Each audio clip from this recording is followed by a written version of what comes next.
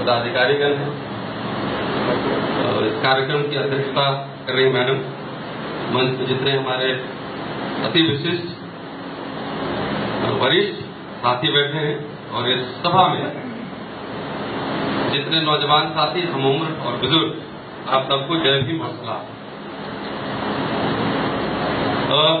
मैं कहना कुछ और चाह रहा था, लेकिन इतनी क्रांतिकारी बातें सुनकर मुझे लगा कि थोड़ी सी वैचारिक स्पष्टता और करनी चाहिए। तो भाई, मुझे लगता है, मैं पेशे से शिक्षक हूँ, 1 घंटा बोलने की आदत है, क्लास 1 घंटे का है दिल्ली में होती है, लेकिन 10 मिनट से ज्यादा नहीं बोलूंगा और कोशिश करता हूँ कि पंच लाइन सूत्र में बात रखूं जिससे मोटा मोटी बात आप समझ। साथियों, कभी भी कोई संगठन बनाने की जरूरत क्यों है? सबसे पहला सवाल हम ये रखेंगे, संगठन कैसे बनेगा, क्या मॉडल ऑपरेंडी होगा, क्या होगा, नहीं होगा, ये बात का विषय है। लेकिन सेमिनार इस बात पे रखा गया है और जैसा कि संगठन के अध्यक्ष महोदय ने कहा है कि भाई हालात देश में ऐसे हो गए हैं, इसलिए एक संगठन की जरूरत है जो ऑल इंडिया लेवल पे कोऑर्डिनेट करे। तो हमें थोड़े उनके कारणों की पड़ताल करनी पड़ेगी और सब लोगों ने थोड़ी थोड़ी बातें इस हिसाब से रखी। मेरी जो सैद्धांतिक समझ है, अभी हालात देखकर देश में, अभी मैं इंग्रेज के साथ पूना आंदोलन में था, अभी 2 दिन अहमदाबाद और मेहसाना रहकर आया हूँ और अमूमन बिहार, उत्तर प्रदेश और तमाम कहीं कहीं साथी बुलाते हैं तो पढ़ाने का तरीका के अलावा सामाजिक कार्यों में आप लोगों से बातचीत करने भी जाता हूँ, सीखता हूँ, विचारों का आदान प्रदान होता है। तो उस हिसाब से जो मैंने जो मोटा मोटी बात समझी, देश में अभी जो प्राथमिक लड़ाई है, जो प्राइमरी कॉन्ट्रडिक्शन है, वो है जनेऊधारी और गैर जनेऊधारी के बीच। सीधी बात, वो द्विज और गैर द्विज के बीच में। और माफ कीजिएगा, ये बात मैं कह रहा हूं, थोड़ा और इसका विस्तार कर रहा हूं कि जनेऊधारी हिंदू धर्म में भी है, इस्लाम में भी है, क्रिश्चियन में भी है और ईसाई में है। ये बात हमें समझनी पड़ेगी। तो आपको हर जगह एक आर पार की लड़ाई के मोड में जाना पड़ेगा। कहीं जनेऊ चमड़ी के ऊपर है, कहीं जनेऊ चमड़ी के अंदर है, ये समझनी पड़ेगी। दूसरी जो महत्वपूर्ण बात मैं कहना चाह रहा हूं, ये मेरी व्यक्तिगत राय है, आप इसको माने न माने, प्रभावित हो या न हो, यह अलग बात है कि जाति खत्म कर देंगे, इस आंदोलन में जाने का मतलब है अपनी ऊर्जा बर्बाद कर रहे हैं, पहाड़ में अपना सर फोड़ रहे हैं, जिंदगी बीत जाएगी, जाति खत्म नहीं होगी।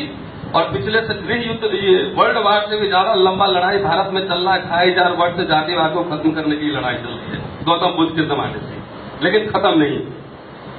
क्या है मूल समस्या इसमें? जाति जन्मना है, इट्स बाय बर्थ। वो गर्भ धारण से लेकर आपकी मृत्यु के बाद भी, आप माने या न माने, आप होते हैं, आपका पैदाइश एक जाति हो, तो जातियां रहेंगी। अब सवाल है कि कैसे रहा जाए? तो मेरा मानना है कि शर्त यह है कि किन शर्तों पे हम समाज में रहेंगे, क्या दास्ता और गुलामी और आंख झुकाकर, या आपके सामने सीना चौड़ा कर कर और आंख में आंख मिलाकर बराबरी से रहेंगे। यही है मूल बात, यही मूल बात। क्योंकि वर्ण व्यवस्था और जो मनु व्यवस्था है, मैं वैसे आजकल चल रहा है सर्वजन, मैं सर्वजन में विश्वास नहीं करता। यदि सर्वजन बोलेंगे तो उसमें मनुजन भी आ जाएंगे, चोरजन भी आ जाएंगे, लफंगे जन भी आ जाएंगे, तो मोटा मोटी थ्योरेटिकल क्लैरिटी रखना।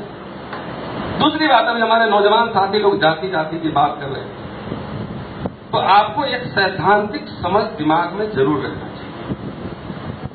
जातियां अगर खत्म नहीं होंगी तो कुछ न कुछ तो बात है, उसमें कैसे रहा जाए? तो एक अगर मनुवादी मनुवाद करता है उसमें, और एक दलितवाद करता है उसमें, क्या दोनों एक चीज है? नहीं, दोनों अलग अलग ही नहीं, दोनों एक दूसरे के अंतर विरोधी हैं, विपरीत है। ब्राह्मणवाद के नाम पर वो मध्यकालीनता, मनु व्यवस्था को स्थापित करना चाहता है और चाहता है कि दलित का बच्चा कुआं से पानी नहीं पिए और स्कूल नहीं जाए और समान उसको अधिकार नहीं मिले। वो सामंती है, वो गैर संवैधानिक है, संविधान उसमें बनाई है। अगर एक दलित बात करता है कि बच्चे हमारे जाके डीएम का ऑफिस घेर लेता है कि हमको स्वच्छ पानी पीने का अधिकार है, हमारे बच्चों को स्कूल में पढ़ने का अधिकार है, तो उस दलितवाद के नाम पर जो काम राज्य को करना चाहिए था, जो सरकारी एजेंसी को करना चाहिए था, उस दलितवाद के नाम पर वो विस्तार करता है संविधान का, तो सरकार को मजबूर करता है कि उसके लिए काम करे। तो इसकी इजाजत संविधान देता है, इसीलिए उसमें शेड्यूल्ड कास्ट, शेड्यूल्ड ट्राइब, यही संवैधानिक जातियां हैं, बाकी नहीं है, बाकी सब गैर संवैधानिक बने हुए। तो ये आप समझ लीजिए दोनों विपरीत है। इसलिए कोई मुझे कहता है कि जातिवाद हम कर रहे हैं, तो अच्छा गांधीराम जी ने कहा था कि तुम्हारे पिताजी ने जाति बनाई। मैं तो वंचित जमात के बीच जाकर उनको सचेत कर रहा हूं, उनको आगाह कर रहा हूं कि तुम्हें मानवीय समानता के साथ और सम्मान के साथ, आरक्षण बहुत बड़ा इशू नहीं है। जब आरक्षण नहीं था तब भी इस देश में हमारे पुरखे जिए। सबसे जो अहम मसला है वो है आत्मसम्मान और स्वाभिमान का, वो बराबरी का है, वो आपके साथ आंख में आंख मिला के बात करने की। सहारनपुर में जो घटना हुई वो किस बात की घटना थी, आप उसको गौर से देखिए। तो दलित घर जितने जले, वो अच्छे पक्के मकान थे, मोटरसाइकिल से चलता था, चंद्रशेखर ऐसे मूंछ रखता था, तो उन लोगों जो उधर से गुजरते थे उनको लगता था कि चंद्रशेखर उसका मूंछ उखाड़ के अपने में लगा दिया। क्यों देखना चाहता है कि आप टूटे बर्तन में खाएं, फटे कपड़े पहने, आप गंदे दिखे। ये है मूल बात, ये आपको समझना है इस बात। साथियों 2-4 मिनट और जब भी हो जाएगा आप मुझे कह दीजिएगा, जब लगेगा कि साथ मेरे पास, मैं खड़ी नहीं पहनता, इसलिए मुझे टाइम का पता नहीं लगता। दूसरी बात जो मैं सैद्धांतिक रूप से जो समझता हूं कि मैं संघ परिवार को मैं धन्यवाद देता हूं, शुक्रगुजार हूं, और किस लिए आपको थोड़ा सा अटपटा लग रहा होगा, लेकिन मुझे अटपटा नहीं लगता। नरेंद्र मोदी को प्रधानमंत्री बनाने में इन्होंने 90 बरस तैयारी की है, 90 बरस। अगर इनके सोच में है कि मुसलमानों को भगाना है, दलितों को पीटना है, पिछड़ों को दबाना है, हिंदू राष्ट्र बनाना है, तो इसके लिए ये बेहद ईमानदार है, ईमानदारी से अपना काम करते हैं। आप एग्री कीजिए, डिसएग्री कीजिए, मानिए न मानिए, गाली दीजिए, लेकिन उनको जो करना है उसके लिए चोरी करे, चकारी करे, बेईमानी करे, झूठ बोले, जो मर्जी है करना है उसमें वो लगे। लेकिन हमको सबसे ज्यादा किसने छला है? ये फर्जी सोशल जस्टिस और फर्जी सेकुलरिज्म करने वाले लोगों ने। कल आपके नेताजी ने भाजपा के कैंडिडेट को वोट दिया, टीवी पे न्यूज देख लीजिएगा, जिनको आप बराबर वोट देते रहे आपके नेताजी उत्तर प्रदेश के सेकुलर। तो जो फर्जी सेकुलर सोशल जस्टिस और सेकुलरिज्म के लोग हैं, उन्होंने हमें छला है, हमें धोखा दिया है। अगर हमने आपको वोट दिया 20 साल से उत्तर प्रदेश और बिहार में रखा हुआ है, तो किसने? अम्बेडकर ने कहा था कि वंशवाद बढ़ाना, अम्बेडकर ने कहा था चोरी करना, बेईमानी करना। किसने कहा था कि आपको हेरा फेरी और ये करने के लिए तो जेल जाना है तो जाइए जेल? अगर मैं हमारे जैसे एक्टिविस्ट, मैं 20 साल से पढ़ा रहा हूं दिल्ली यूनिवर्सिटी में और 25-30 साल से तो एक्टिविस्ट हूं। मेरे जैसे लोगों पे फर्जी मुकदमे होते हैं, लेकिन हमारा नैतिक साहस होता है कि आज तक मैं हारा नहीं हूं। क्यों? 1 रुपए की जमीन नहीं है मेरे नाम पे, 1 रुपए का मकान नहीं है। मुद्दों पे लड़ूंगा। तो उस जमाने में भी कांशीराम जी, अम्बेडकर के जमाने में भी उनका नैतिक बल था जिसने उनको जिंदा रखा और पूरे देश में आंदोलन को खड़ा किया, इसलिए वो मरने के बाद भी जिंदा है। और हमारे नेता सब फर्जी टुटपुंजिया सब घुटना टेक, रीढ़ बीन, तो क्या बोलिएगा उसको? दिन भर कोई माटी में लगा हुआ है, कोई जमीन में लगा हुआ है, कोई बैंक में लगा हुआ है। यही था आपका सोशल जस्टिस और यही था आपका धर्मनिरपेक्षता। कितने मुसलमानों के लिए आपने स्कूल कॉलेज खोले? मैं बिहार का रहने वाला हूं, जाकर देखिए जमीन में उत्तर प्रदेश भी घूमता रहता हूं। बड़े बड़े बच्चे चले गए अमेरिका, इंग्लैंड और दिल्ली और मुंबई पढ़ने, और जो आपको वोट देता है सरकारी स्कूल की कब्र खोद दिया आपने। कैसे लड़ेंगे आरएसएस से? लीडर्स के ब्रीडिंग ग्राउंड होते हैं शिक्षा के केंद्र, स्कूल और कॉलेज। आरएसएस ने तो ईमानदारी से सरस्वती शिशु विद्या मंदिर चलाया, तो उसका बीजेपी तो एक पॉलिटिकल फ्रंट है उसका ना, लेकिन उसके पीछे जो उसको ऑक्सीजन सप्लाई करता है, उनके शिशु मंदिर, उनके एजुकेशन के जो पूरे संस्थान है वो, हमारे दलित पिछड़े नेताओं ने सेकुलरिज्म का एस पता नहीं है, सोशल जस्टिस का एस पता नहीं, खाली इक्वेशन पे इलेक्शन जीतने के चक्कर में रहता है कि बेटा ये बन जाए, फूफा ये बन जाए और मामा ये बन जाए।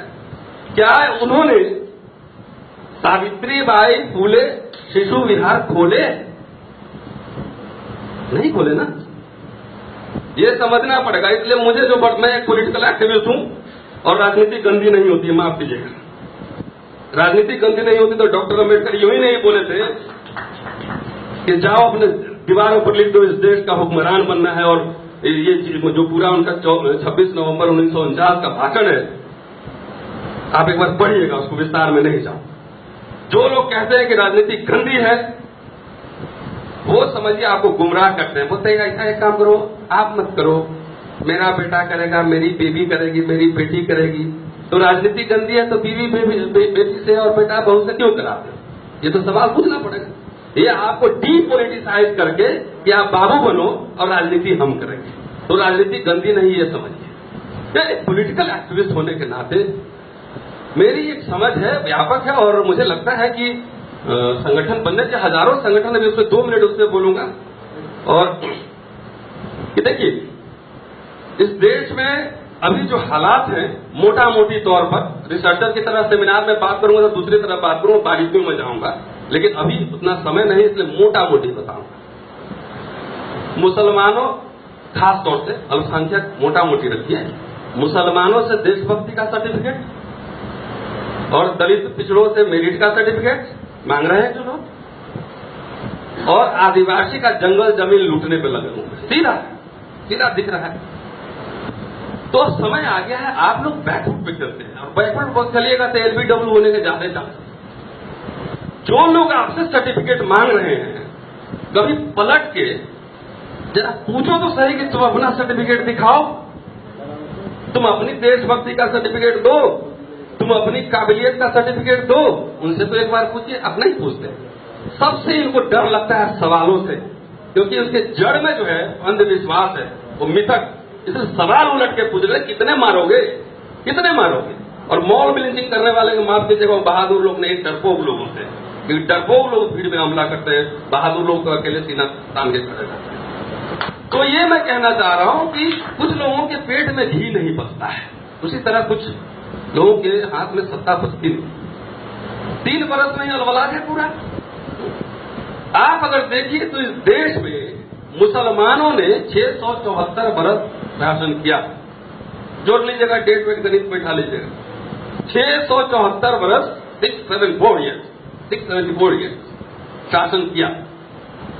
अगर वो तलवार के बल पे अगर शासन करते तो क्या पाकिस्तान बनता? मेरा नाम रतन लाल नहीं होता, रहमतुल्लाह होता। बात समझिए जो मैं कह रहा हूं। अगर खाली हिंसा के बल पर, एक बार बाबर का वसीयतनामा पढ़ने की जरूरत है, फिर से एक बार जाकर पढ़ने की जरूरत। मैं इतिहास का छात्र हूं, पढ़ता हूं, सीखता हूं कि तलवार के बल पर अगर हुकूमत खाली होती तो आज तक जो चर्बी चढ़ाए हुए पेट पे, इतना फुट पेट निकाले हुए, गाल लाल लाल जो दिख रहा है, वो अब मठ मंदिर में जो हजारों क्विंटल सोना रखे हुए हैं, क्या वहां पे रहता? नहीं रहता ना। तो ये समझने की जरूरत कि ये देश बहुलतावादी रहा है, इसके संस्कार में बहुलतावाद है। तो जो लोग चाह रहे हैं हिंदू राष्ट्र बनाना, आंशिक रूप से तो सफल हो जाएंगे, लेकिन बहुत जल्द आपको चुनौती पेश करेंगे। और चुनौती हम इन घिसे पीटे नेता से नहीं, आप ही लोगों में से निकाल देंगे, आप ही लोगों में से निकालेंगे। नौजवान इतने छात्र बैठे निकालेंगे इधर से। घिसा पीटा ये सब नेता का मतलब खाली एमएलए, मिनिस्टर और पैसा, माल और टीए समझता है। हमारे लिए पॉलिटिक्स उसके बियॉन्ड है। दूसरी बात मैं कहना चाह रहा हूं, जो मुसलमानों को जिस तरह से आतंकित किया जा रहा है, मैं कहता हूं कि इस देश में सिर्फ मुसलमान ही ऐसा है जो सेकुलर है, बाकी सेकुलर नहीं। पूछिए कैसे? मैंने गांव में जाकर देखी, आधा हिंदू और आधा मुसलमान रहते हैं। और जब मैं दिल्ली पढ़ने आया था तो हमारे गांव के इस्माइल दादा ने मुझे अपने घर में रखा, 1 महीना खाना खिलाया, स्कूटर से घुमा घुमा के दिल्ली का कॉलेज दिखाया, जवाहरलाल नेहरू यूनिवर्सिटी दिखाया। तो मैं इसलिए कह रहा हूं ये बात कि देश के मुसलमानों ने आज तक किसी मुसलमान को अपना नेता नहीं माना, हर समय हिंदुओं को नेता माना, चाहे वो गांधी हो, चाहे अम्बेडकर हो, चाहे लालू यादव हो, चाहे मुलायम सिंह यादव हो, चाहे कोई भी। तो सेकुलर कौन हुआ? कौन हुआ सेकुलर? तो ये बात तो आपको सवाल कहना पड़ेगा, चौक चौराहे पे जाकर बोलना पड़ेगा, डर के रहिएगा तो नहीं, कहना पड़ेगा कि सेकुलर इस देश में मुसलमान है। हिंदुओं ने, तथाकथित हिंदुओं ने हिंदुओं को अपना नेता माना, मुसलमानों ने हर समय, अभी भी मुलायम सिंह यादव और लालू यादव मुसलमानों के नेता हैं। आपको यह तय करना पड़ेगा कि इनसे आप सेटिस्फाइड हैं कि क्या भावी पीढ़ी से आपको न्यू लीडरशिप, नया नेतृत्व उभारना है। तो ट्रू सेंस में पढ़ा लिखा सेकुलर जिसका अप्रोच जो है प्रोग्रेसिव हो, ऐसे हमें 1000 नेताओं की जरूरत है। एक तो नहीं 1000 नेताओं की जरूरत है इनको काउंटर करने के लिए। और सिर्फ नेता के नहीं, एकेडमिशियन, जर्नलिस्ट, पॉलिटिकल साइंटिस्ट जो काम करे, स्कूल खोलेंगे, अखबार निकालेंगे, मैगजीन निकालेंगे, ये सब काम है। चुनाव एक दिन होता है मित्रों, चुनाव एक दिन होता है, राजनीति व्यापक होती है, राजनीति हर दिन होता है, चौक चौराहे को होता है, चर्चा करके होता है, बातचीत करके होता है, वो अखबार में आर्टिकल लिख के होता है, मैगजीन में लिख के होता है। तो ये बड़ी गंभीर काम है। हमारे नेताओं ने जो बहुजन परंपरा का विरासत लिए हुए, चाहे बिहार में हो चाहे जहां भी हो, उन लोगों ने नेतागिरी का मतलब खाली सीएम और मंत्री बनना सीखा, उसके बियॉन्ड सीखा नहीं। सारे अखबार बंद कर दिए, कोई पार्टी नहीं निकालता अखबार, कोई मैगजीन नहीं निकालता, खाली इक्वेशन बैठाता है, मुसलमान 15%, यादव 15%, ये कहा सीधा था इक्वेशन में जीत गए कागज पर। और आपसे तेज आ रहे थे ना, उत्तर प्रदेश में आगे आपको धो दिया यहीं पे, बाकी जितने आपने छोड़ा था वो सबको मिला लिया। तो ये हमें समझना पड़ेगा कि हमें लीडरशिप अब तलाशने की तरफ खिसा पीटा हो लिया। 30 साल जो बच्चा 90 में पैदा हुआ वो आज 27 बरस का हो चुका है, उसके वर्ल्ड व्यू पूरे डिफरेंट है, वो इंटरनेट मोबाइल देखता है और अभी भी आप लाठी में ही तेल पिला रहे हैं। यहाँ कंप्यूटर का युग है, लोग मंगल ग्रह पे चला गया, चंद्रमा पे चला गया, इंटरनेट मोबाइल से दुनिया से कनेक्टेड है। और अभी आप हम लोगों को प्रिमिटिव युग में रखना चाहते हैं, जो आपको वोट दे रहा है, जो आपको सरकार में ला रहा है, उसी के हितों की हत्या कर रहे हैं। तो ये हमें समझना है। इसलिए मैं समझता हूं कि पूरा राजनीतिक मसला है और इसको पॉलिटिकली भी हैंडल करना है। हम कोई आजकल बहुत साधु फाधु का देखते हैं ना, वो आसाराम टाइप से और एनजीओ बना के और समाज सेवा करें, नहीं, वो एक काम है, लेकिन ये लड़ाई सड़क से संसद तक लड़नी पड़ेगी, आपको पॉलिटिकली लड़नी पड़ेगी, तब जाके बात बनेगी। साथियों, अब अंतिम क्षण में जा रहा हूं मैं। अम्बेडकर साहब के मुस्लिम और दलित प्रश्न पे कुछ लिख कर लाया था, लेकिन समय कम है इसलिए वो कभी और। हम लोग बहुत दिनों से काम कर रहे हैं, मतलब 25-30 साल तो मुझे काम कर रहे हैं। मैं बिहार में जाके इलेक्शन भी लड़ा इंडिपेंडेंट, और आप यकीन मानिए कि बिहार जैसे पॉलिटिकली फर्टाइल ग्राउंड पे 15 दिन में एक अनजान विधानसभा क्षेत्र में गए और ऐसे छात्र मिले 5-10। मैंने कहा चलो इलेक्शन लड़ते हैं, केस करते हैं, क्या होता है देखते। इंडिपेंडेंट पर्चा डाला और बिहार का सेकंड लार्जेस्ट कॉन्स्टिट्यूएंसी है पातेपुर, आप इंटरनेट पे जाकर चेक कर लें, रिजल्ट भी होगा। और आप यकीन मानिए कि लोग सुनना चाह रहे हैं, थक गए हैं, उब गए हैं, स्कूल नहीं है, सड़क नहीं है, बिजली नहीं है, पानी नहीं है, कुछ नहीं। मैं 23 कैंडिडेट में तीसरे नंबर पर, मुझे तकरीबन 4,500 लोगों ने वोट दिया और हर बूथ से मुझे वोट मिला। आधा कॉन्स्टिट्यूएंसी में हमने घुमाई है। इसका मतलब है सुनने के लिए तैयार है लोग। अगर 1000 लोग हम लोग मिल जाएंगे तो बिहार यूपी तो ना भी देंगे कम से। तो हमने देखा कि भाई लाखों लाख संगठन बने हुए हैं। मैं भाई सबका शुक्रिया अदा करता हूं, कम से कम पहला काम आ गया, संगठन तो बना लिए, ये चीज तो सीखे। तो आप सब जहां जहां काम कर रहे हैं तो सब बहुत महान काम कर रहे हैं और हम चाह रहे हैं कि आप ही के द्वारा हमारी मुक्ति होगी। हम आपके कार्यकर्ता हैं, दरी बिछाएंगे, आप खाली बास्केटबॉल डालने के लिए तैयार रहिए, कंधा हमारा पांव रखिए और बॉल डालिए।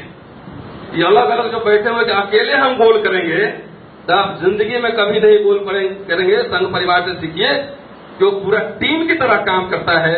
इसलिए आपको फुटबॉल मैच की तरह खेलना पड़ेगा। आपको ये सोचना पड़ेगा कि आपसे नहीं गोल हो रहा है तो बगल में जो पीछे वहां बैठा हुआ है बोला भाई आप गोल करना।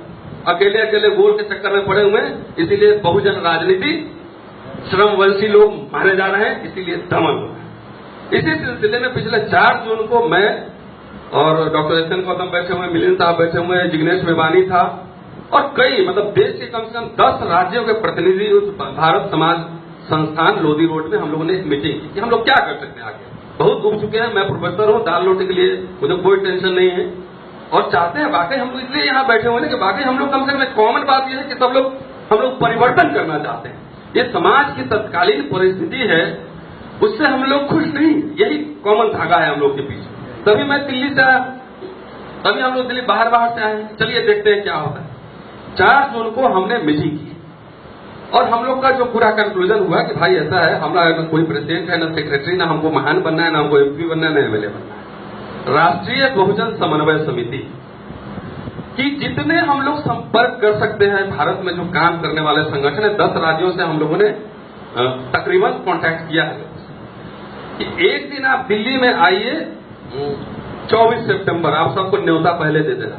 24 सितंबर को जो पूना पैक्ट धिक्कार दिवस भी हम लोग मना रहे हैं और इस समन्वय समिति का बैठक भी दिल्ली में हम लोग करेंगे महाबलंकर हॉल। और आइए, और हमारा ये मैंने जो उस दिन बात कही थी, संयोग से कन्वेनर 2 लोग, मैं और गौतम साहब, मैंने कहा कि हमारी कोई बड़ी महत्वाकांक्षा नहीं कि देश में क्रांति कर देंगे और ये आमूल चूल परिवर्तन हो जाएगा। आप 10 प्रदेश से हमें 10 लोग 20 लोग आइए। हमारा सिंपल काम हुआ कि इन्फॉर्मेशन से कनेक्ट करना। हमारे पास यही नहीं कि अलीगढ़ में क्या हो रहा है, दिल्ली में पता नहीं लग रहा है। कि अगर 500 संगठन को हम लोग एक मंच पे ले आते हैं और कुछ नहीं करना है, सिर्फ सूचना पास कर देना है कि भाई यहाँ पे ये हिंसा हुई है और हम लोग को इसका प्रतिकार करना है। इसके लिए बहुत ज्यादा कोई संसाधन की भी जरूरत नहीं, किसी पे कोई प्रेशर भी नहीं। एक ऑफिस की जरूरत पड़ेगी, ऑफिस हम लोगों ने देख लिया है, बैठने का चाहे कंप्यूटर हो, बैठ के कम से कम वो पास होता रहा इन्फॉर्मेशन। अगर इतना ही काम लोग तो बिगिन विद बहुत ज्यादा महत्वाकांक्षी योजना अगर बनाने से जो है ना वो बात बनती नहीं है। धीरे धीरे चलेंगे तो हो सकता है हम लोग टारगेट हिट कर लें। और कि कम से कम बिहार, उत्तर प्रदेश, मध्य प्रदेश, छत्तीसगढ़ में कम से कम इतने संगठन लोग खाली ट्रांसफर करें ना, आदान प्रदान विचारों का करें, तो उसी में से मंथन होगा। हमें तो अपने लिए क्या 45 का हो चुका, हमें तो इन छात्रों में मुझे भविष्य के नेता और नेतृत्व दिख रहे हैं। हमें अपने लिए जीना ही नहीं, हमें और उनमें फर्क यह है कि वो आने वाली पीढ़ी के लिए जीते हैं और हमारे नेता हम लोग अपने लिए जीते हैं, इसीलिए हम मारे जाते हैं। तो हम लोग का टारगेट यह है कि यंग लीडरशिप, मतलब 100, 200, 500 नौजवान छात्र साथी को तैयार करना और उनको ट्रेनिंग कैसे भाषण देना है, बोलना कैसे है, क्या कंटेंट बोलना है, वो करना है, उसको तैयार करना है। और इस तैयारी आज शुरू करेंगे तो जाके 24-25 में रिजल्ट दिखेगा, तुरंत नहीं होता है। तो ऐसे साथियों से मेरी अपील भी है कि राजनीति एक गंभीर काम है, ये बच्चों का खेल नहीं है, गंभीर काम है। और हम लोग क्योंकि परिवर्तन की राजनीति करने वाले लोग हैं, तो कम से कम अच्छे से पढ़ाई करके अपने दाल रोटी का इंतजाम खुद कर लेना। कि ये तो संघर्ष की राजनीति में है। राजनीति 2 तरह के होते हैं, एक तो हवा के साथ चले जाइए, तो जहां टिकट दे रहा ले लीजिए, MLA बन जाइए। दूसरा होता है कि हवा के विपरीत, उसके रुख के विपरीत खड़े होकर उसको चुनौती देकर अपना मंजिल हासिल करना। तो हम लोग दूसरी धारा के लोग हैं। तो जो साथी भी इस तरह के कार्यक्रम में दिलचस्पी रखते हो, वो कम से कम खूब अच्छे से पढ़ाई करके गोल्ड मेडलिस्ट बनिए। क्योंकि देखिए, आप गांधी और अम्बेडकर के जमाने में जितने लीडर थे, सब कैम्ब्रिज, ऑक्सफोर्ड पढ़ के आए हुए थे। हमारे नेता जो है वो सब आधा तारीफी के उल्टा रहता है। उधर जितना ही सोशल जस्टिस वाला सब जाके देख लीजिए, हम बोलने नहीं आता है, हाथ उठाता है ऐसे कि साहब हाथ उठा, देख लीजिए हाथ उठा दिए। हमें चाहिए भविष्य के 1000 नेता जो फूले, अम्बेडकर, गांधी, लोहिया, तमाम ऐसे विचारक जो हुए हैं, जो आंदोलनकारी हुए हैं, वो पढ़ लिख के विचारों से लैस होकर आए। और जिस दिन उसको हम लोग संसद और विधानसभा में भेजे, तो जब हिंदी और अंग्रेजी में जब बोले, जब तर्क करे, विमर्श करे, तो लगे क्या बोल रहा है, संसद की खिड़कियां भी हिले, तब जाके बात बनेगी। इसकी तैयारी हमें कर रही है। इसमें 10, 15, 20 बरस लगे। शुक्रिया साथियों, जय हिंद।